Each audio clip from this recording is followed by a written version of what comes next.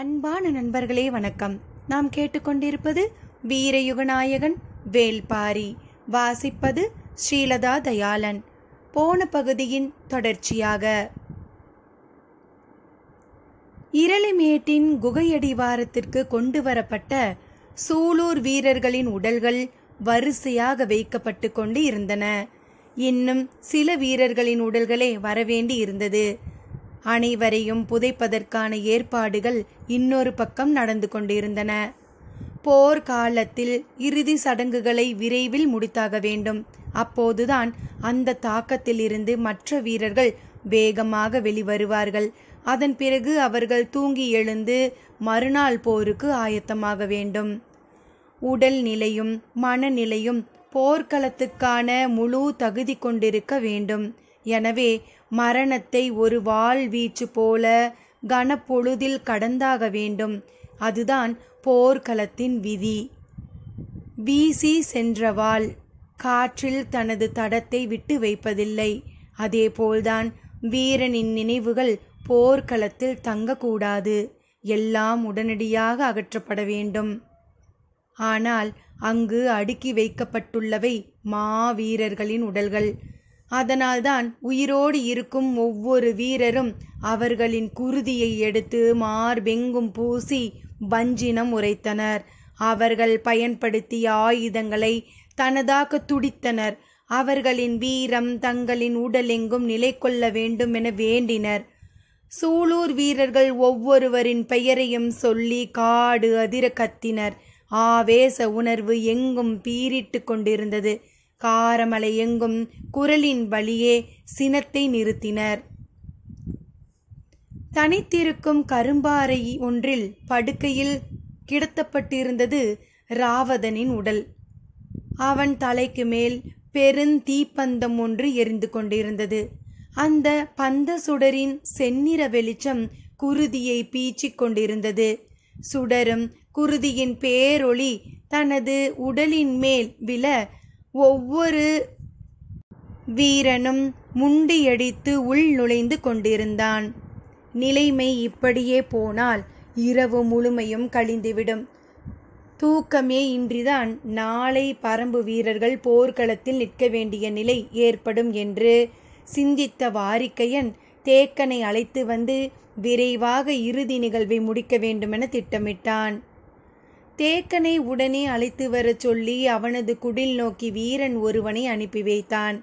பள்ளத்தாக்கில் ராவதனை பாரியிடம் ஒப்படைத்த தேக்கன் தனது குடிலுக்கு வந்து சேர்ந்தான்.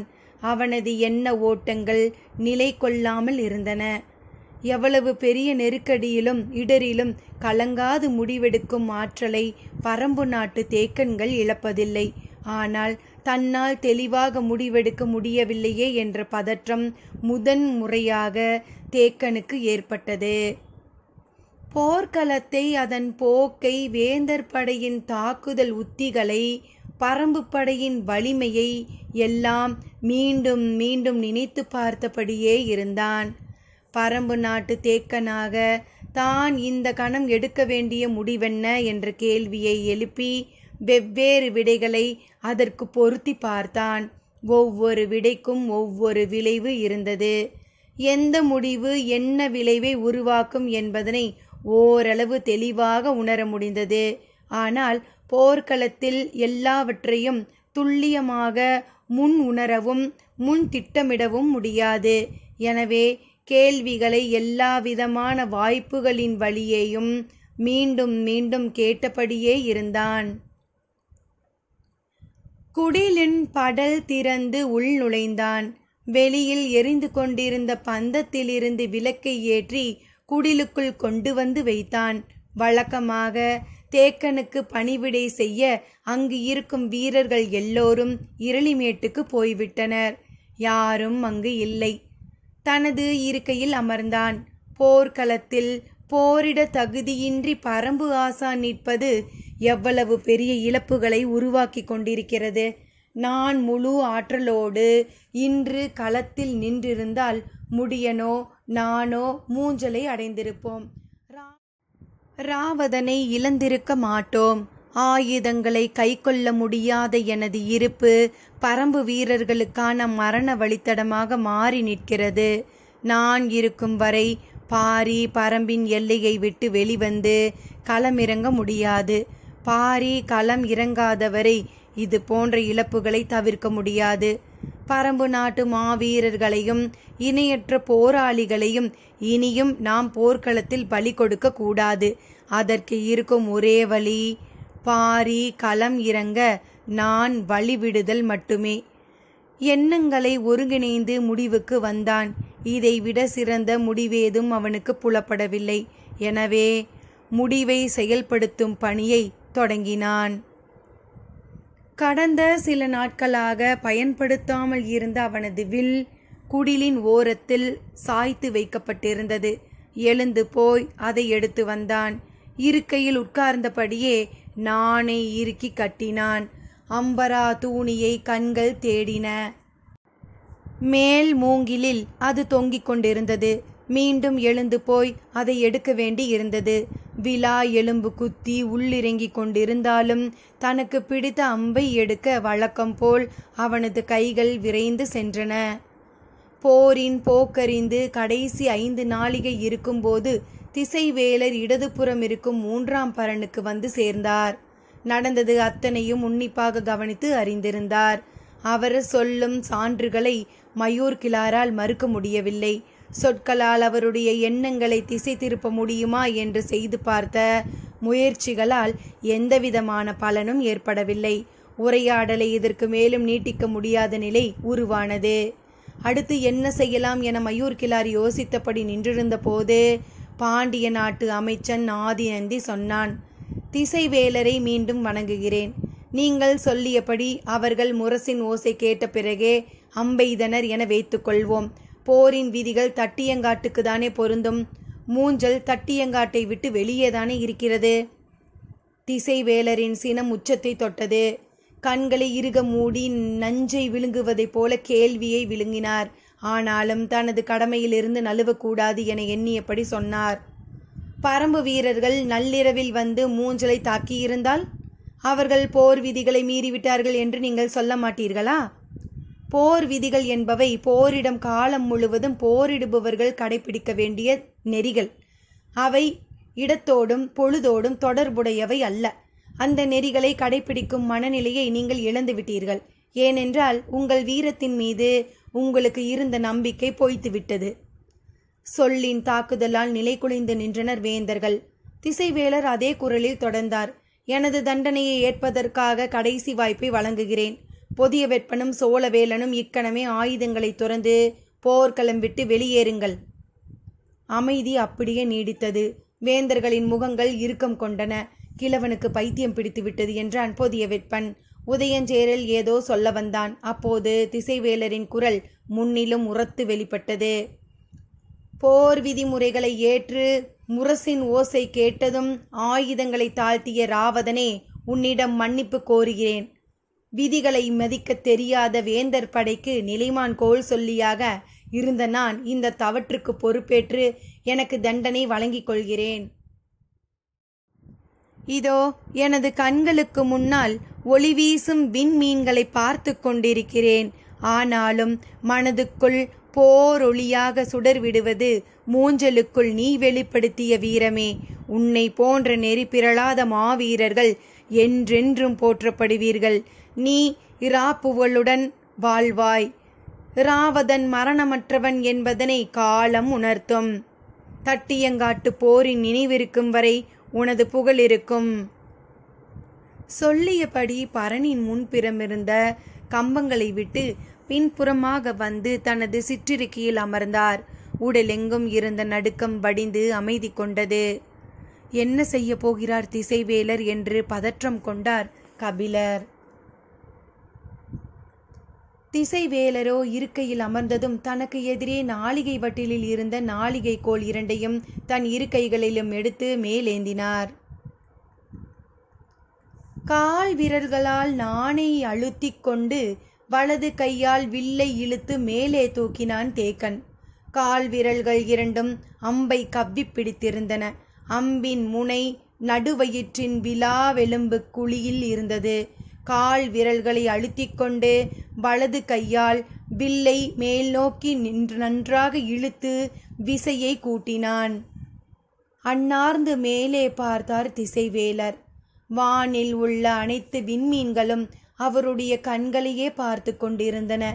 கருவிழிகள் முழு சுற்றி வட்டமடித்தன. இரு கைகளிலும் ஏந்திய கூர்முனை கொண்ட நாளிகை கோள்களை தனது குரல் வலையை நோக்கி இறுக உள் செலுத்தினார். கால் விரல்கள் விடுவித்த கணத்தில் விசை கொண்ட அம்பின் முனை விலா எலும்பு குழிக்குள் புகுந்து பின்புறமாக எகிரியது. இரு கைகளாலும் இழுத்து குத்தப்பட்ட நாளிகை கோள்கள் நெஞ்சுக்குள் கீழிறங்கின. குருதி கொப்பளித்து மேல்வர தேக்கனும் திசைவேலரும் மெல்ல சாய்ந்தனர். கண்களின் ஒளி எளிதில் மங்கிவிடுவதில்லை. நினைவுகள் கடைசியாக சுழன்றடித்து மேலேறின. எவ்வியூர் நாகப்பச்சை வேலியின் மனமே தேக்கனின் நினைவெங்கும் படர்ந்தது. பகரியை வேட்டையாடி அதன் ஈரலை தின்று வந்த அந்த நாள் நினைவில் மேலெழுந்தது. கொற்றவையின் கூத்துக்களம் நினைவுக்கு வந்தது. அளவனின் கண்களில் நீல வளையம் பூத்து அடங்கியது. திரையர்களை விரட்டி கொண்டு இரவு பகலாக ஓடிய ஓட்டம் அருந்து அருந்து மேலெழுந்தது. இறுதியில் காளம்பனின் கதை கேட்டு பாரி கதறி அழுததும், பாரியை அறிந்தவுடன் காளம்பன் கதறி அழுததும் தோன்றிய கணத்தில் கீதானியின் முகம் தோன்றி மறைந்தது. மலை வேம்பின் 6ஆம் இலை காடெங்கும் நிரம்பியிருக்க எங்கும் குலநாகினிகளின் குரவை ஒளி கேட்டபடி இருந்தது. கருவிழிகள் துடித்தபடி இருக்க இமைகள் மெல்ல கவியத் தொடங்கின. பொதிகை மலையின் உச்சி பாறையில் நின்று அடர் சிவப்பு நிறம் கொண்ட செவ்வாய்க்கோளை பார்த்து கொண்டிருந்தார் திசைவேலர். தனது நாடியை மேல் நோக்கி நிமிர்த்தி வானின் ஒளியை கை நீட்டி சொல்லிக் கொண்டிருந்தார் அவர் தந்தை. குதிரை தலை போல் இருக்கும் 6 புறவிகளும் பொற்கால் கட்டில் போல் இருக்கும் கணையும் மணக்கண்ணில் ஒளி வீசியபடி இருந்தன. சிறு புலியின் கண் போல் அறுவை 2 மீன்கள் அவரை உற்று நோக்கின. இமைக்கும் தன்மை கொண்ட விண்மீன்களை பார்த்து கொண்டே இருப்பது வாழ்வின் பேரானந்தம். மனம் இக்கணத்தில் விண்மீன்களை எண்ணி பார்க்க நினைத்தது. ஆனால் சட்டென முடத்திருக்கனின் முகம் நினைவுக்கு வந்தது. தவறிழைத்தவன் தண்டனையின் வழியே காட்டிக் கொடுத்த நிலம் என்று அவர் சொன்ன சொல் அவரை நோக்கி திருப்பியது. பக்கத்தில் அந்துவன் இருந்து அதை பார்த்து கொண்டிருந்தான். காடறிய அழைத்து செல்வதன் குறியீடான சாமப்பூவின் மனத்தை மோந்தபடி தேக்கனின் நினைவு அருந்தது. கார்த்திகையின் 6ஆம் ஒளியை சுற்றி இளநீல வட்டம் இருப்பதை பார்த்தபடியே கண்ணொளி மங்கி அணிந்தது திசைவேலருக்கு. தேக்கனை பார்த்து வர அனுப்பப்பட்ட வீரன் குடிலுக்குள் நுழையும் போது தேக்கன் குருதி வெள்ளத்தில் கிடந்தான். உயிர் பிரிந்து விட்டதை அறிந்த வீரன் தனது 2 கைகளிலும் பரம்பு ஆசானை தூக்கிக் கொண்டு இரளிமேடு நோக்கி ஓடத் தொடங்கினான். அவன் கூவல் குடிகாரன். தேக்கனை தூக்கிக் கொண்டு புறப்படும் போதே கூவலாய் கதறத் தொடங்கினான். அவனது கூவல் குரல் மலையெங்கும் எதிரொலிக்க கூடியது. கண்ணீரை காரமலை எங்கும் தூவினான். பரம்பு ஆசானின் மரணம் பச்சை மலையின் ஒவ்வொரு உயிருக்கும் சொல்லப்பட வேண்டியது. கூவல் குடி வீரன் அத்தனை ஒளிகளிலும் தேக்கனின் மரணத்தை கூவினான். ஒவ்வொரு ஒளி குறிப்பும் ஒவ்வொரு உயிரினத்தினுடையது. குரலின் தன்மையை கொண்டு பறவைகளை 10 இனங்களாக பிரித்திருந்தது கூவல் குடி. 10 இனங்களின் குரலுக்கு ஏற்ப தேக்கனின் துயர்மிகு மரணத்தை கூவினான்.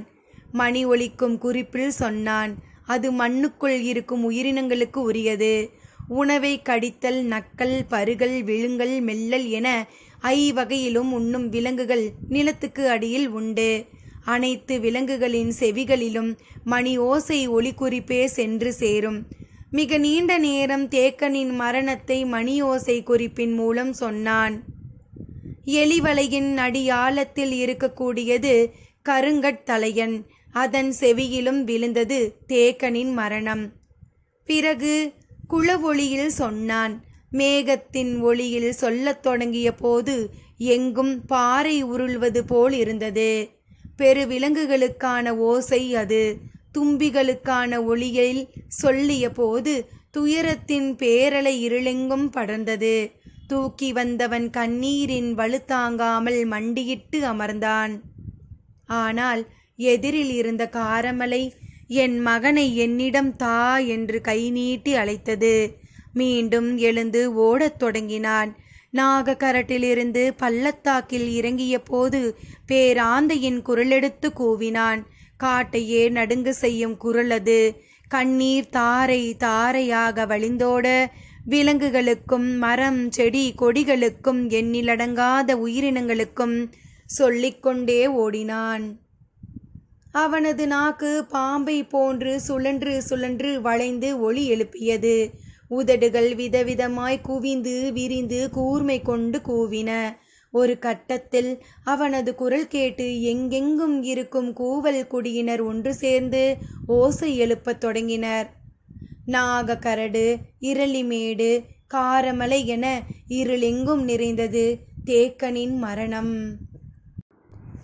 மூஞ்சலில் சூலூர் வீரர்களின் உடல்கள் அனைத்தும் எடுக்கப்பட்ட பிறகு அங்கிருந்து முடியன் புறப்படும்போது 3ஆம் பரணின் அடிவாரத்தில் பெரும் கூட்டம் இருப்பதையும் எண்ணற்ற பந்தங்கள் எரிந்து கொண்டிருப்பதையும் பார்த்தான். அந்த இடம் நோக்கி அவன் போன போது எல்லாம் முடிந்திருந்தன. பரன் மீதிருந்து தடுமாறி கீழிறங்கிய கபிலரை தொலைவில் கும்மிருட்டுக்குள் இருந்தபடி பார்த்து கொண்டு நின்றான் முடியன். கபிலர் எப்போது அங்கு வந்தார், அங்கு என்ன நடந்தது என அவனுக்கு புரியவில்லை. ஆனால் எல்லா விதத்திலும் தளர்ந்து போய் இருக்கும் அவரை பாதுகாப்பாக அழைத்து செல்ல வேண்டும் என எண்ணியபடி நின்று கொண்டே இருந்தான். பரன் விட்டு இறங்கிய கபிலரின் அருகில் சென்ற மயூர் கிளார் கை குவித்தபடி எதையோ கூறினார். ஆனால் குவித்த அவன் கைகளை தட்டிவிட்டபடி அந்த இடம் விட்டு வேகமாக அகல முயன்றார் கபிலர். இதை பார்த்த முடியன் தன்னுடன் இருந்த வீரர்களை உடனடியாக கபிலரிடம் அனுப்பினான். 10க்கும் மேற்பட்ட குதிரை வீரர்கள் கண்ணிமைக்கும் நேரத்தில் பாய்ந்து வந்து நின்றனர். பரம்பு வீரர்கள் வந்தறிந்த கபிலர் உடனடியாக ஒரு குதிரையின் மீது ஏறினார். பரநடிவாரத்தில் இருந்த வேந்தர் படை கூட்டத்தினர் யாரும் இதை எதிர்பார்க்கவில்லை. பார்த்து கொண்டிருக்கும் போதே அத்துணை குதிரைகளும் இருளுக்குள் மறைந்தன. குருதி படிந்திருந்த திசைவேலரின் மேல் துணியை கைகளில் எடுத்து வந்தார் கபிலர். அது என்னவென்று யாருக்கும் தெரியாது. முடியன், கபிலர் எல்லோரும் நாகக்கரட்டை நெருங்கிய போது கூவல் குடியினரின் ஓசை மலையெங்கும் எதிரொலிப்பதை கேட்டனர். நள்ளிரவில் மலையெங்கும் இப்படி ஓசை எழுப்ப வேண்டிய தேவை என்ன என்று கபிலருக்கு விளங்கவில்லை. உடனிருந்த கூவல் குடி வீரன் கண்ணீரோடு ஆசானின் மரணத்தை சொன்னான். குதிரைகள் இரளிமேட்டுக்கு வந்து சேர்ந்தன. வீரர்களை விலக்கியபடி முடியனும் கபிலரும் மற்ற வீரர்களும் மேலேறி வந்தனர். தேக்கனின் உடல் அருகே வாரிக்கையன் உட்கார்ந்திருந்தார். முடியன் நேராக தேக்கனின் உடலருகே வந்து அவரது கால்களை தொட்டு தூக்கி தனது நெஞ்சிலே வைத்து இறுக பற்றி கொண்டான். நெஞ்சம் முழுவதும் அடங்காத சினம் உருத்திருண்டு நின்றது. ஆசான் தேக்கனையும் மகன் ராவதனையும் ஒரு சேர இழந்தாலும் பரம்பு நாட்டு முடியனாய் கலங்கிடாது எதிர்கொண்டான். முடியன் இதை செய்து கொண்டிருக்கும் போது கபிலர் ராவதனின் அருகில் போய் நின்றார். அவன் மீது திசைவேலரின் குருதி படிந்த மேலாடையை போர்த்தினார். பரன் மீதிருந்து எடுத்து வரப்பட்ட மேலாடையை ஏன் ராவதனின் மீது போர்த்துகிறார் என யாருக்கும் புரியவில்லை. ராவதனின் காலருகே வந்து உட்கார்ந்து அவனுடைய பாத அடிகளை எடுத்து தனது மடி மீது வைத்து கொண்டு அந்த மாவீரனின் இறுதி கணத்தை பற்றி சொல்லத் தொடங்கினார் கபிலர். திசைவேலரின் குருதி ராவதனின் காலுக்கு அடியில் தேங்கியது. வேந்தர்கள் அடுத்து செய்ய வேண்டியது என்ன என்ற ஆலோசனையில் ஈடுபட்டனர். மூஞ்சலில் இருந்து வீரர்களின் உடல்கள் இன்னும் அகற்றி முடிந்த பாடில்லை. எனவே அங்கு அமர்ந்து பேசும் சூழல் இல்லை. பரணை விட்டு அகன்று போர்க்களத்தின் தனித்தோரிடத்தில் பந்தங்கள் ஏற்றப்பட அங்கு அமர்ந்து பேசத் தொடங்கினர். மூஞ்சல் முற்றிலும் சிதைக்கப்பட்டு விட்டது. பேரரசர் குலசேகர பாண்டியனின் கூடாரத்தையும் நீலன் இருக்கும் கூடாரத்தையும் தவிர மற்ற கூடாரங்கள் அனைத்தும் முற்றிலும் அழிக்கப்பட்டு விட்டன. இந்நிலையில் தமது போர் நடவடிக்கைகளை எப்படி அமைத்துக் கொள்வது என்பதனை பற்றிய பேச்சு நீண்டது. யாராலும் முழு கவனத்தோடு கருத்துக்களை முன்வைக்க முடியவில்லை. ஏனெனில் அழிந்தது மூஞ்சல் மட்டுமல்ல, மூவேந்தர்களின் சிறப்பு படைகளில் பெரும் பகுதி. இப்போதும் மூவேந்தர்களின் படையில் பெரும் எண்ணிக்கையிலான வீரர்கள் இருக்கிறார்கள். ஆனால் அவர்கள் எல்லாம் படைத்தொகுப்பில் இடம்பெறக்கூடிய வீரர்கள்தாம். நிலைப்படை வீரர்கள் எண்ணிக்கை மிக குறைவே. அது மட்டுமல்ல, திசைவேலரின் மரணம் என்னென்ன விளைவுகளை ஏற்படுத்தும் என்பது பெரும் கேள்வியாக இருந்தது. தளபதிகளின் கருத்துக்கள் முதலில் கேட்கப்பட்டன. அவர்களோ இன்றைய போரில் பரம்பின் குதிரைப்படை தளபதி ராவதன் கொல்லப்பட்டதையும் பரம்பின் குதிரைகளை பெருமளவு கொல்லப்பட்டதையும் வியர்ந்து ஓதினர். தமது படையில் வலிமையான எண்ணிக்கையில் வீரர்கள் இருக்கிறார்கள். எனவே வழக்கம் போல் முழு திறனோடு மறுநாளை போரை எதிர்கொள்வோம் என்றனர். அமைதியாக நின்றிருந்த கருங்கைவாணனை பார்த்தார் குலசேகர பாண்டியன்.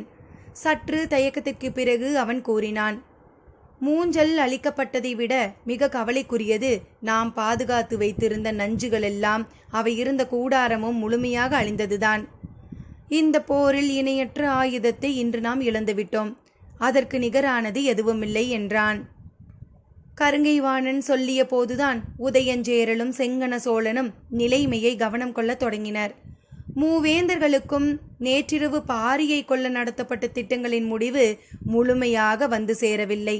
அந்த குழப்பத்திலேயே இன்றைய நாளின் பெரும்பகுதி களத்தில் நின்றனர். களத்தின் கடைசி 5 நாளிகையில் ஏற்பட்ட கடும் தாக்குதலுக்கு பிறகுதான் மூஞ்சலை காக்க பெருமுயற்சி செய்தனர். அந்த முயற்சியின் இறுதியில் ராவதனை கொல்ல முடிந்ததே தவிர மூஞ்சலின் அழிவை தடுக்க முடியவில்லை. அதன் தொடர்ச்சியாக திசைவேலரின் குற்றச்சாட்டும் மரணமும் எல்லோரையும் நிலைகுலைய வைத்துள்ளன. போர்க்களத்தில் எந்த கணத்திலும் தனது இயலாமை வெளிப்பட்டுவிடக் கூடாது என கருதிய குலசேகர பாண்டியன் நாள்தோறும் நிகழும் எண்ணற்ற மரணத்தைப் போலவே திசைவேலரின் மரணத்தையும் கையாண்டார். கருங்கைவாணன் தனது பேச்சை தொடர இருந்தான். அதற்கு அடுத்தபடியாக மயூர் கிழார் புதிய திட்டங்களை பற்றி கூற ஆயத்தமாக இருந்தார். இந்நிலையில் சேர நாட்டு அமைச்சன் வளவன்காரி எழுந்து சொன்னான், பெரும் தளபதிகள் பேசும் முன் அமைச்சனாகிய நான் எனது கருத்தை கூற வேந்தர்களின் அவை இடம் தருமா? திடீரென சேர அமைச்சன் ஏன் பேச நினைக்கிறான் என்று யாருக்கும் விளங்கவில்லை. குலசேகர பாண்டியன் சரியென கையசைத்தார். அவன் சொன்னான், இப்போரில் நமக்கான பெரும் பாதுகாப்பு அரண் திசைவேலரும் அவரால் காக்கப்பட்ட போர் விதிகளும் தான். அவற்றையும் நாம் இழந்துவிட்டோம். நடந்தது அனைத்தையும் கபிலர் பாரியிடம் தெரிவிப்பார். இனி பரம்பின் தாக்குதல் போர் விதிகளுக்கு உட்பட்டு இருக்காது. அவர்களின் இயல்பு முறைகளின்படி தாக்குதலை தொடுத்தால் நம்மால் எதிர்கொள்ள முடியாது. சொல்லி முடிக்கும் முன் ஏன் முடியாது என மேலேறி வந்தது மயூர் கிழாரின் குரல். திசைவேலரின் மரணம் மிக சிறந்த வாய்ப்பை உருவாக்கியுள்ளது. அதை சரியாக பயன்படுத்துவதே அறிவுடைமை. என்ன செய்ய வேண்டும் என கேட்டார் குலசேகர பாண்டியன். சொல்ல முன் வந்தார் மயூர் கிழார். போர் நெறிகளை காக்க திசைவேலர் உயிர் துறந்தது தேக்கன் உயிரை ஈந்து சொல்லி சென்ற செய்தி அனைத்தும் இரளிமேடெங்கும் நிரம்பின. பொழுது நள்ளிரவை தொட்டது. இனியும் இந்நிலை நீடிக்க கூடாது என நினைத்த வாரிக்கையன், சரி, அடக்கத்துக்கான பணியை தொடங்குவோம் என்றான். இறுதி வேலைகளை செய்ய பெரியவர்கள் எழுந்தபோது எது ஒன்றும் செய்ய வேண்டாம் என்றது பாரியின் குரல். குரல் கேட்டு திசை நோக்கி எல்லோரும் திரும்பினர். கருந்திட்டு பாறையிலிருந்து எழுந்து வந்த பாரி அடுக்கி வைக்கப்பட்டுள்ள வீரர்களின் முன் நின்றபடி சொன்னான், தட்டியங்காடெங்கும் குவிந்து கிடக்கும் எதிரிகளை வென்று நீலனை மீட்டு வந்த பிறகு இறுதி சடங்கை நடத்துவோம். அதுவே இந்த மாவீரர்களுக்கு செய்யும் மரியாதை. அத்தியாயம் 107. இரவின் 10ஆம் நாளிகை தொடங்கியது. மயூர் கிழார் தனது திட்டத்தை முழுமையாக விளக்கினார். கிழக்கு பக்கம் காற்றாற்றை கடந்தால் செவ்வரிமேடு உண்டு. அங்கு புதிய மூஞ்சலை அமைக்க தளபதிகளுக்கு உடனடியாக உத்தரவிடுங்கள். செவ்வரிமேட்டை விட்டு இன்னும் பின்னால் சில காத தொலைவில் எங்களது பழைய கோட்டை ஒன்று உண்டு. அளவில் மிக சிறியது. அந்த கோட்டைக்குள் நீலனை சிறை வைத்து விடுவோம். மயூர் கிழார் கூறுகின்ற நிலப்பகுதிகளை தளபதிகளும் அறிவர். எனவே அவர் சொல்வதை உற்று கவனித்தனர். மயூர் கிழார் தொடர்ந்தார். உருமன் கொடியின் தலைமையிலான படை இப்போதிருக்கும் மூஞ்சல் பகுதியில் தடுப்பரணை ஏற்படுத்தி நிற்கட்டும். அவற்றிலிருந்து ஒரு காத தொலைவில் துடும்பனின் தலைமையிலான படை நிலை கொள்ளட்டும். அதற்கடுத்து காற்றாற்றை கடந்து செவ்வரிமேடு இருக்கிறது. மேட்டில் கருங்கை வாணனும் நானும் நமது படையின் வலிமை கொண்ட பகுதியில் நிற்கிறோம். பரம்பு படை இங்கிருந்து தாக்குதலை தொடங்கும் போது நமது முன்கள தளபதிகள் சரியான நேரத்தில் பின்வாங்கி காற்றாற்றை நோக்கி அவர்களை இழுத்து வர வேண்டும். அவர்கள் நீலனை மீட்க தமது திசை நோக்கி வந்துதான் ஆக வேண்டும். மிகவும் பள்ளமான நிலப்பகுதியில் ஓடும் காற்றாற்றை கடந்து அவர்கள் மேலேறும்போது நாம் மேட்டு நிலத்திலிருந்து அவர்களின் மீது வலிமையான தாக்குதலை நடத்தி அழித்தொழிக்கலாம். பொதிய வெப்பன் உற்சாகமடைந்து கூறினான். நாம் முன்னரே திட்டமிட்டபடி மலையை விட்டு நன்கு தள்ளி களம் அமைத்து கொண்டால் நாகக்கரட்டின் மேலிருந்து வழிகாட்ட முடியாது. அவர்கள் பெருமளவுக்கு குதிரைகளை இழந்துவிட்டனர். இனி அவர்களின் தொடர்புகள் முற்றிலும் அருந்துவிடும். இன்றைய போரில் பெரும் எண்ணிக்கையில் வீரர்களை இழந்துள்ள அவர்களை முழுமையாக கொன்றளிக்க இது நல்ல திட்டம். மயூர் கிழார் சொல்ல தொடங்கும் போதே காரமலையின் உச்சியில் ஒரு சிறு புள்ளியின் அளவுக்கு நெருப்பின் சுடர் தெரிந்தது. பந்தங்களை ஏந்தி ஓரிருவர் நடமாடுகின்றனர் என எண்ணினார். சிறிது நேரத்தில் அங்கொன்றும் இங்கொன்றுமாக மின்னல் வெட்ட தொடங்கியது. மழை வரும் அறிகுறியாதலால் பேசி முடித்து செயலில் வேகமாக இறங்க வேண்டும் என்றார் சோழவேலன். தளபதி உருமன் கொடி கேட்டான். நீலனை சிறை வைக்கப் போகும் பழைய கோட்டைக்கான பாதுகாப்பு என்ன? அந்த கோட்டை மிகவும் வலிமையானது. அங்கு எமது வெங்கல் நாட்டை சேர்ந்த போர் வீரர்கள் இருக்கிறார்கள். அதற்கு மேல் வேறெதுவும் தேவையில்லை என்றார். இதை சொல்லிய போது அவரின் கண்களுக்கு காரமலையில் வேறு சில திசைகளிலிருந்து சுடர்விடும் நெருப்பு பந்தங்கள் சிறு புள்ளிகளாய் இறங்கி வருவது தெரிந்தது. என்ன இது என்று இப்போது சற்று கூர்மையுடன் கவனித்தார். இதுவரை பேசாமல் இருந்த கருங்கை வாணன் சொன்னான். நீங்கள் சொல்லும் திட்டத்தில் காட்டாற்று பகுதி தாக்குதலே மிக முக்கியமானது. அவர்களை கீழ்நிலையில் நிறுத்தி நாம் மேல்நிலையில் நின்று தாக்குதல் தொடுக்க ஏதுவான இடம். மிக பொருத்தமான ஆலோசனை என்று சொன்னவன் சற்று சிந்தித்தபடி தொடர்ந்தான். காட்டெருமைகளின் தாக்குதலின் போது நமது யானைப்படையின் பின்புறத்தில் நின்றிருந்த ஒரு பகுதி யானைகள் பாதுகாப்பாய் திரும்பியுள்ளன. அந்த யானைகள் அனைத்தையும் நீலனை சிறை வைக்கும் கோட்டையை சுற்றி நிறுத்தலாம் என்றான். குலசேகர பாண்டியன் அதை ஏற்றுக்கொண்டார். அப்போது சோழவேலன் சொன்னார். படை வீரர்களின் எண்ணிக்கையை கணக்கிட்டால் இப்போது அதிகம் இருப்பது சோழ படையில்தான். 7 சேனை வரையர்களும் 40க்கு மேற்பட்ட சேனை முதலிகளும் சுமார் 10,000 வீரர்களுக்கும் மேல் எமது பாசறையில் இரவுணவு அருந்தியுள்ளனர். இதை சொல்லும்போது செருக்கின் ஒளி இயல்பாய் மேலெழுந்தது. இந்த எண்ணிக்கையை சொல்வதற்கு காரணமில்லாமல் இல்லை. ஆனால் காரணத்தை வெளிப்படையாக சொல்லவில்லை. சோழவேலன் தொடர்ந்தார். நீங்கள் சொன்னபடி உருமன் கொடியின் தலைமையில் பாண்டிய படையின் ஒரு பகுதி மூஞ்சலில் நிற்கட்டும். துடும்பனின் தலைமையில் சேரர் படையின் ஒரு பகுதி 2ஆம் நிலையில் தடுப்பரணை ஏற்படுத்தி நிற்கட்டும். எமது முழு படையையும் செவ்வரிமேட்டின் மேற்கு பகுதி ஏறி நிறுத்துகிறேன். இதுபோக மற்ற 2 படைகளின் பகுதிகளும் செவ்வரிமேட்டில் நிற்கட்டும் என்றார். இதுவரை விற்படை, வார்படை, தேர்ப்படை என படை தொகுப்புகளுக்குள் மூவேந்தர்களின் வீரர்களும் இணைந்திருந்து தாக்குதல் நடத்தினர்.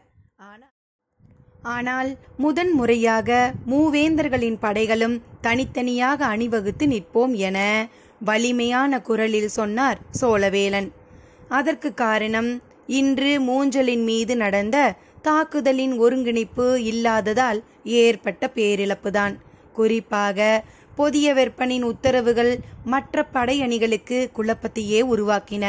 எனவே அதிக எண்ணிக்கையை கொண்ட வீரர்களின் படையணியான தனது அணியை தேவையில்லாமல் இழப்புக்கு உள்ளாகிவிடக் கூடாது என்ற சிந்தனையோடு சோழவேலன் இதை சொன்னார். இதை வெளிப்படையாக விவாதிக்க முடியாது. இதே காரணம் ஏற்கனவே குலசேகர பாண்டியனுக்கும் சொல்லப்பட்டு விட்டது. மூஞ்சலுக்குள் 3 சிறப்பு படைகளையும் ஒரே நேரத்தில் உள்ளே நுழைய ஆணையிட்டதால் தாக்குதலின் ஒருங்கிணைப்பு துளியும் இல்லாமற் போனதை அவர் அறிவார். எனவே இதை மறுத்து உரையாட அவரோ மற்ற யாருமோ ஆயத்தமாக இல்லை. எல்லோரும் திட்டத்தை ஏற்றுக்கொண்டனர். மழை சடசடவென்று இறங்கத் தொடங்கியது. இடியோசை காரமலை எங்கும் எதிரொலித்தது. வேந்தர்களின் தேர்கள் விரைந்து மூஞ்சலை நோக்கி சென்றன. இறந்த வீரர்களின் உடல்களை அப்புறப்படுத்தும் வேலை முடிந்த பாடில்லை. ஆனால் மழை பெய்ய தொடங்கிவிட்டதால் தங்குவதற்கு அருகில் வேறு இடம் எதுவும் இல்லை. எனவே பாதிப்படையாமல் இருக்கும் குலசேகர பாண்டியனின் கூடாரத்தில் 5வரும் நுழைந்தனர். தளபதிகளோ பேசப்பட்ட திட்டத்தின் அடிப்படையில் உடனடியாக வேலையை தொடங்கினர். இரும்பு சட்டகத்தாலான கூட்டு வண்டியில் நீலனை ஏற்றினர். வால்படை தளபதி மாகநகனின் தலைமையிலான படை அவனை செவ்வரிமேட்டுக்கு அப்பால் இருக்கும் பழைய கோட்டைக்கு கொண்டு சென்றது. தொடங்கும் போதே மலையின் வேகம் யாவரையும் மிரட்டியது. காரமலையில் மின்னலும் இடியும் விடாது இறங்கின. நீலனை வெளியேற்றிய பிறகு அவன் இருந்த கூடாரத்திற்குள் தளபதிகள் அனைவரும் வந்து நுழைந்தனர். அவர்களை தொடர்ந்து அமைச்சர்களும் உள்ளே நுழைந்தனர். காற்றின் வேகம் அதிகமாக இருந்ததால் கூடாரங்களின் ஆட்டமும் அதிகமாக இருந்தது. உள்ளே நுழைந்த சிறிது நேரத்தில் கருங்கைவாணன் கேட்டான், நீலன் இந்த கூடாரத்தில்தான் இருந்தான் என்பதனை ராவதனின் படையினர் எப்படி கண்டறிந்தனர்? யாரிடமும் பதிலில்லை. மயூர்கிழார் கூடாரத்தின் வாசல் வழியே வெளியில் எதையோ பார்த்து கொண்டிருந்தார். தான் கேட்பது மலையின் ஓசையால் அவரின் காதில் விழவில்லையோ என எண்ணிய கருங்கைவாணன் அவரின் தோள் தொட்டு மீண்டும் கேட்க முற்பட்ட போது மயூர்கிழார் கையை வெளியில் நீட்டி எதையோ காட்டினார். எதை காட்டுகிறார் என தலையை நீட்டி எட்டி பார்த்தான் கருங்கைவாணன். அவனுக்கு எதுவும் தெரியவில்லை. எதை காட்டுகிறீர்கள் என கேட்டான். அங்கே பாருங்கள், தீப்பந்தங்களை எடுத்துக்கொண்டு சிலர் மலையை விட்டு கீழிறங்கி வந்து கொண்டிருக்கின்றனர். கொட்டும் மலையில் தீப்பந்தங்களை எப்படி ஏந்தி வர முடியும் என கேட்டான். எனக்கும் விளங்கவில்லை. ஆனால் பந்தங்கள் முன்னோக்கி நகர்ந்து வந்து கொண்டு இருக்கின்றன என்று சொன்னவர், வாருங்கள் பரன் மீது ஏறி நின்று பார்ப்போம் என்று கூறி உடனடியாக கூடாரத்தை விட்டு வெளியில் வந்தார். அவரை தொடர்ந்து கருங்கைவாணனும் வெளியேறினான். இருவரும் குதிரைகளில் ஏறி பாய்ந்து சென்றனர். மற்ற தளபதிகளுக்கு தலைமை தளபதிகளை தொடர்வதா அல்லது கூடாரத்துக்குள்ளேயே இருப்பதா என தெரியவில்லை. சரி, நாமும் போவோம் என உருமன் கொடியும் துடும்பனும் அவர்களை தொடர்ந்தனர். அமைச்சர்கள் மட்டும் கூடாரத்திலேயே இருந்தனர். பாண்டிய அமைச்சன் ஆதி நந்திக்கு கருங்கைவாணன் எழுப்பியது மிக முக்கியமான கேள்வி என்றும், அதை கண்டறிவதில்லை என்றால் நீலன் இருக்கப் போகும் செவ்வரிமேட்டின் பழைய கோட்டையையும் பரம்பினர் கண்டறிந்து விடுவர் என்றும் தோன்றியது. ஆனால் இதை பற்றி உரையாட தளபதிகள் யாரும் இல்லை. எல்லோரும் வெளியில் போய்விட்டனர். தளபதிகள் பரன் அடிவாரத்திற்கு வந்து சேர்ந்தனர். காற்றோடு மழை பெய்வதால் பரன் ஆடியபடி இருந்தது. மேலே ஏறுவது பாதுகாப்பானதா என ஒரு கணம் சிந்தித்தனர். 3 நாட்களுக்கு முன்பு வீசிய பேய்க்காற்றையே தாங்கிய பரன் இந்த காற்றுக்கு ஒன்றும் ஆகிவிடாது என சிந்தித்தபடியே வேக வேகமாக மேலேறினார். அவரை தொடர்ந்து கருங்கைவாணன் மேலேறினார். மற்ற 2 தளபதிகளும் கீழேயே நிற்கச் சொன்னார் மயூர்கிழார். பரன் மேல் நாளிகை வட்டில் கவிழ்ந்து கிடந்தது. திசைவேலரின் குருதி முழுவதையும் மாமலை கழுவி தீர்த்தது. தளபதிகள் மேலேறிய போது அவர்களின் கால்களில் மிதிப்பட குருதியின் உலர்ந்த தடம் கூட பரன் கட்டைகளில் இல்லை. மேலேறிய இருவரும் மேற்கு பக்கமாக திரும்பி பார்த்தபடி நின்றனர். கருங்கைவாணனின் கண்களுக்கு முதலில் எதுவும் தெரியவில்லை. மழை உரத்து பெய்தது. மயூர்கிழார் கை நீட்டி கத்திச் சொன்னார். ஆனாலும் அவனுக்கு புலப்படவில்லை. இடதுபுறமிருந்து வாள் வீசுவது போல மின்னல் ஒன்று நாகக்கரட்டை வெட்டி இறங்கியது. வெளிச்சத்தில் தட்டியங்காடு முழுக்க ஒளியால் பளிச்சிட்டு மறைந்தது. அந்த கணத்தில்தான் கருங்கை வாணன் பார்த்தான். நாகக்கரட்டின் மேலிருந்து குதிரை படை ஒன்று தட்டியங்காட்டின் வலதுபுறம் நோக்கி கீழிறங்கிக் கொண்டு இருந்தது. பரன் இதுவரை இல்லாத அளவுக்கு ஆடியது. கீழே நின்றிருந்த உருமன் கொடியும் துடும்பனும் வீரர்களை அழைத்து பரனின் கால்களை இருக்க பற்றி கொள்ள சொன்னார்கள். ஆனால் மேலே நின்றிருந்த இருவரும் பரன் ஆடுவதையோ இடியோசையோடு மழை முன்னிலும் அதிகமாக பொழிவதையோ கவனம் கொள்ளவில்லை. அவர்களின் கவனமெல்லாம் கொட்டும் பேய் மலையில் தீப்பந்தம் எப்படி எரிந்து கொண்டிருக்கிறது என்பதுதான். வருவது மிக சிறிய படைதான். அதனால் பெரிய தாக்குதலை நடத்திவிட முடியாது. ஆனால் ஏன் அவர்கள் வந்து கொண்டிருக்கிறார்கள்? எல்லோர் கைகளிலும் பந்தம் இருக்கிறது. எதை எரியூட்ட வருகிறார்கள் என சிந்தித்தபடி நின்றனர். நள்ளிரவு 15ஆம் நாளிகை முடிவுறும் நேரம். எதிரிகளின் செயல்களை உற்று பார்த்தபடி நீண்ட நேரம் நின்று கொண்டிருந்தனர். மனதுக்குள் பெரும் குழப்பம் நிலவிக் கொண்டிருந்தது. சோழப்படையின் பாசறைதான் அந்த திசையில் முதலாவதாக இருக்கிறது. நாகக்கரட்டிலிருந்து கீழிறங்கிய வீரர்கள் நேராக அந்த பாசறைகளை நோக்கி போகின்றனர். இவ்வளவு சிறிய படையினர் 10,000 வீரர்கள் இருக்கும் சோழர்களின் பாசறையை தாக்கப் போகிறார்களா? கேள்வியை எழுப்பியபடி நிலைமையை உற்று கவனித்துக் கொண்டிருந்தனர். கருங்கை வாணனோ மலைமேலிருந்து கீழிறங்கியுள்ள அந்த சிறிய படையை தாக்கி அளிக்க உத்தரவிட வேண்டும் என துடித்தான். சற்று பொறுப்போம், என்ன நடக்கிறது என்று தெரிந்து கொள்வோம் என்றார் மயூர்கிழார். அவருக்கு சுளுந்து கம்பியின் நினைவு வந்தது. கருங்கை வாணனிடம் சொன்னார், காட்டுக்குள் அரிய வகையான சுளுந்து கம்பு இருக்கிறது. அதை கூராக வெட்டி தீ பற்ற வைத்தால் அது கொழுந்து விட்டு எரியும். காற்றாலும் மழையாலும் அதை அணைக்க முடியாது. குச்சியை கீழே போட்டு மண்ணள்ளி அதன் மேல் கொட்டினால் மட்டுமே அணைக்க முடியும் என்றார். கீழிறங்கிய பரம்பு நாட்டு குதிரை வீரர்கள் பாசறையை நெருங்கிவிட்டனர் என்பது தெளிவாக தெரிந்தது. அவர்கள் இரு பிரிவுகளாக பிரிந்து பாசறையின் இரு பக்கங்களிலும் சுற்றுவதை பந்த சுடர்கள் நகரும் விழிகளிலிருந்து புரிந்து கொள்ள முடிந்தது. சோழப்படையின் பெரும் பாசறை அதுதான்.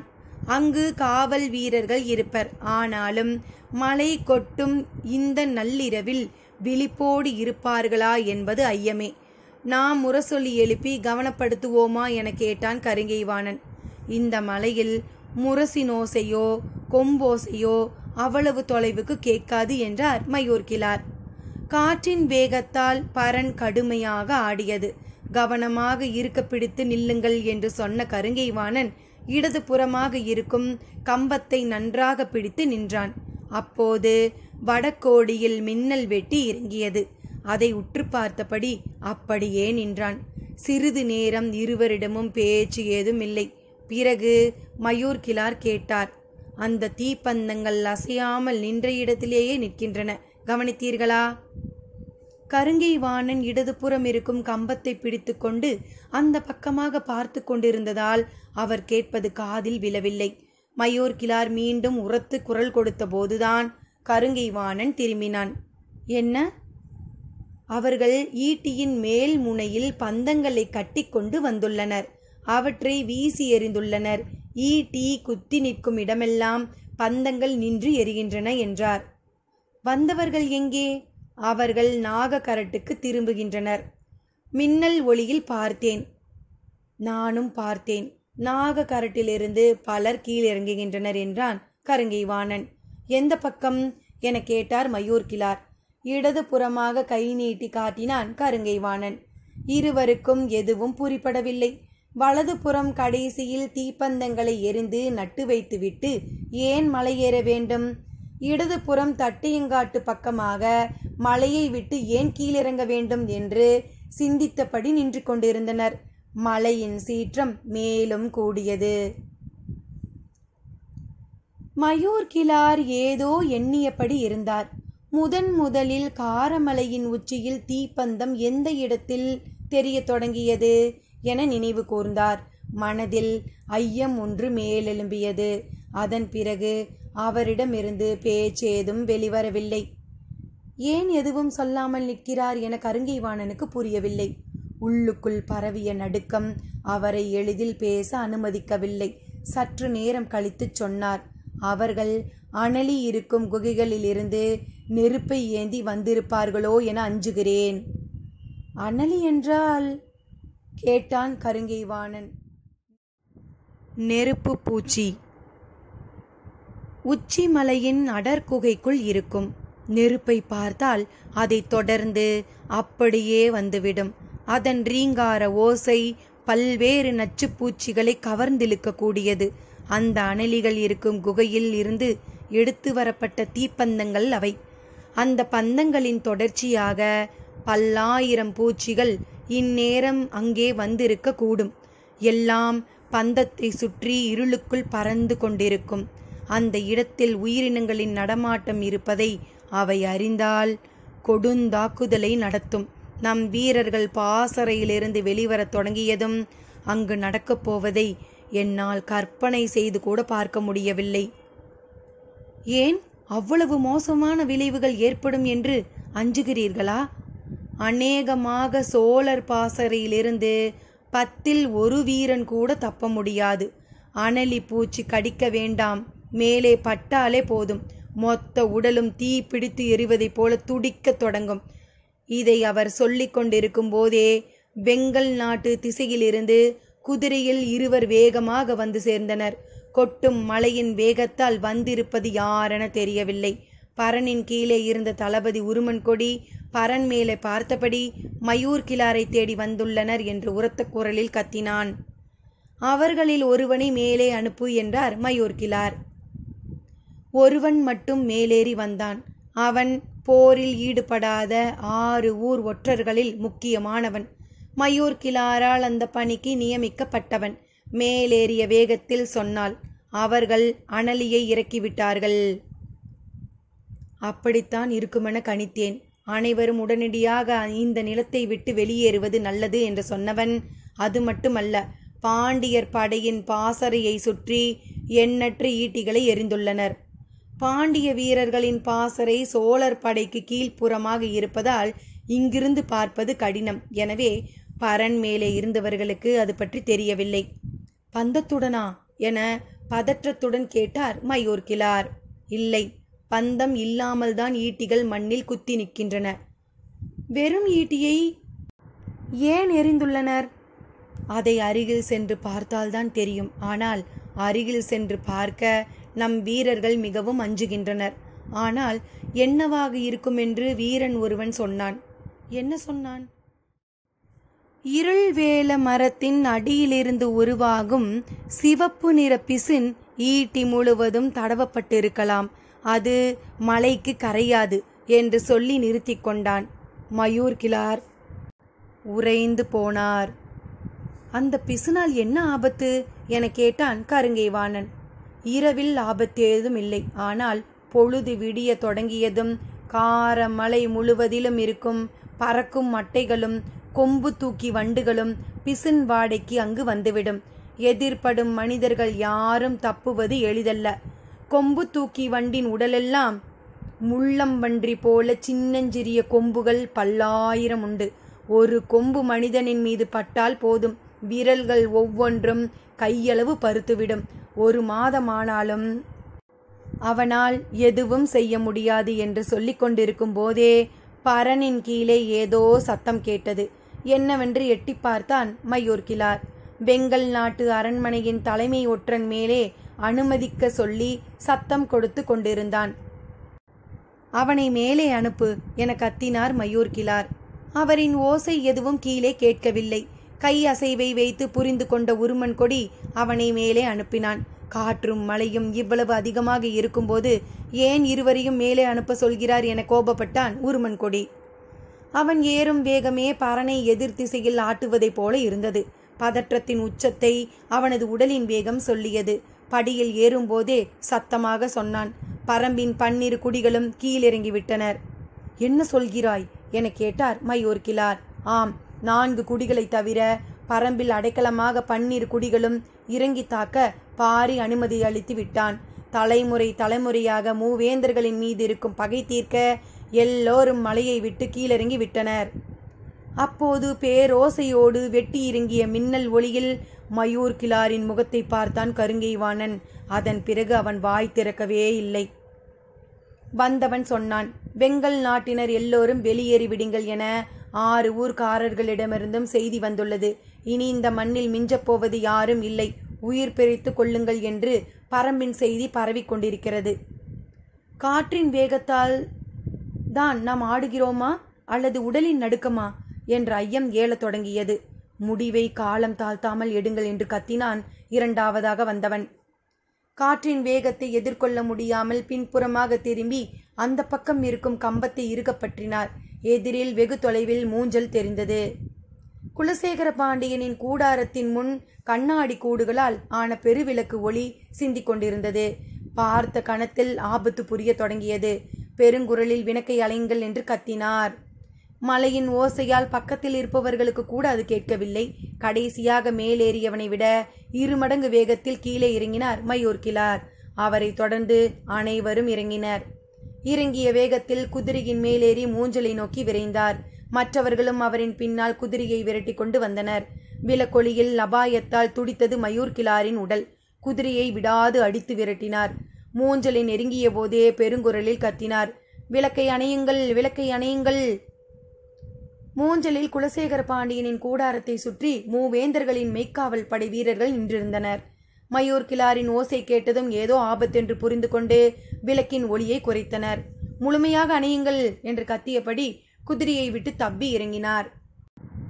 மெய்க்காவல் வீரன் ஏதோ சொல்ல வந்தான். ஆனால் அதை கேட்கும் நிலையில் மயூர் கிழார் இல்லை. இறங்கிய வேகத்தில் அருகில் இருந்த ஈட்டியை எடுத்து விளக்குகளில் கண்ணாடிகளை அடித்து நொறுக்கினார். விளக்கொளி முழுமுற்றாக அவிழ்ந்து அணைந்தது. கன நேரத்தில் என்ன நடக்கிறது என புரிந்து கொள்வதற்குள் எங்கும் இருள் சூழ்ந்தது. மெய்க்காவல் தளபதி ஏதோ தவறு நடக்கப் போகிறது என மயூர் கிழாரை நோக்கி குரல் உயர்த்தி நெருங்கி வரும்போது கருங்கைவாணன் கத்திக்கொண்டே வந்து சேர்ந்தான். அவனது குரல் கேட்டுத்தான் வீரர்கள் அமைதியாயினர். கூடாரத்திற்குள் நுழைய அனுமதி கேட்பதெல்லாம் நேரமில்லை. திரையை விலக்கி சட்டென உள்ளே நுழைந்தார் மயூர் கிழார். அவரை தொடர்ந்து கருங்கைவாணனும் உள்ளே நுழைந்தான். அனுமதி ஏதுமின்றி மேலெல்லாம் கொட்டும் மழைநீரோடு அப்படியே உள்ளே நுழைந்துள்ள இருவரையும் பார்த்த கணத்தில் வேந்தர்களின் முகங்கள் இறுகின.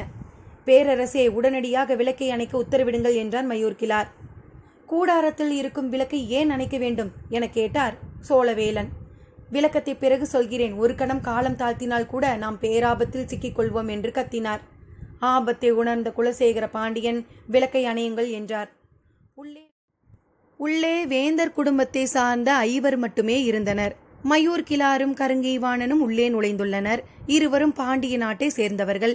இந்நிலையில் விளக்கை முற்றிலுமாக அணைக்க செல்வதில் பாண்டியனின் சதியேதும் இருக்குமோ என்ற ஐயத்தில் தளபதி உசந்தனை உள்ளே வர சொல் என கத்தினார் சோழவேலன். தேர்படைக்கு தலைமை தாங்கிய சோழர் தளபதி வெறுக்காலன் கொல்லப்பட்ட பிறகு உசந்தனிடம் அந்த பொறுப்பு ஒப்படைக்கப்பட்டு உள்ளது. சோழவேலனின் உரத்த குரல் வெளியில் நிற்கும் உசந்தனுக்கும் கேட்டது. விளக்கை அணைக்கும் கணத்தில் அவன் உள்ளே நுழைந்தான். துடுமன் எங்கே என கத்தினான் உதயஞ்சேரல். உள்ளே வந்துவிட்டேன் பேரரசே என கூறியபடி உள்ளே நுழைந்தான். ஆனால் யார், எங்கு இருக்கிறார் என்று எதுவும் தெரியவில்லை. மலையின் பேரோசையும் நம்பிக்கையின்மை உருவாக்கிய அச்சமும் கூடாரம் முழுக்க நிரம்பி இருந்தன. போரின் நெருக்கடி உருவாக்கியுள்ள நம்பகமின்மையை சேரனும் சோழனும் கன நேரத்தில் வெளிப்படுத்தினர். குலசேகர பாண்டியனின் அதிர்ந்த முகத்தை பார்க்க துளி அளவும் வெளிச்சமும் இல்லை. வேந்தர்களும் முழுமையான இருளுக்குள் முகமற்று இருந்தனர். எதை நோக்கி கேள்வி எழுப்புவது என தயங்கியபடியே கேட்டார் குலசேகர பாண்டியன். விளக்கை அணைத்துவிட்டு பேசுமளவுக்கு அப்படி என்ன ஆபத்து வந்துவிட்டது? எதிரிகள் அணிலி பூச்சிகளை மலை உச்சி குகையிலிருந்து தரைக்கு கொண்டு வந்து விட்டார்கள் பேரரசே. சொல்லி முடிக்கும் முன் உதயஞ்சேரலின் குரல் வெடித்து வந்தது. பதற்றத்தில் உச்சத்தில் அவன் கேட்ட கேள்வியும் அதற்கு மயூர் கிழார் சொன்ன பதிலும் அவையை நடுங்க செய்தன. அனலியை பற்றி நன்கு அறிந்தவன் சேரன். எனவே அந்த பெயரை கேட்டவுடன் துடித்து போனான். இறுதியாக கேட்டான், எந்த திசையில் கீழிறங்கி இருக்கிறார்கள்? சோழர் படையின் பாசறையை சுற்றி. சொல்லும் வரை இந்த அவையில் அது உருவாக்கப் போகும் விபரீதத்தை மயூர் கிழார் சிந்திக்கவில்லை. இனி நடக்கப் போவது என்ன? இந்த ஆபத்தை வேந்தர்கள் எப்படி எதிர்கொள்ளப் போகிறார்கள்? பார்க்கலாம் சிறிது இடைவெளியில். நன்றி நண்பர்களே.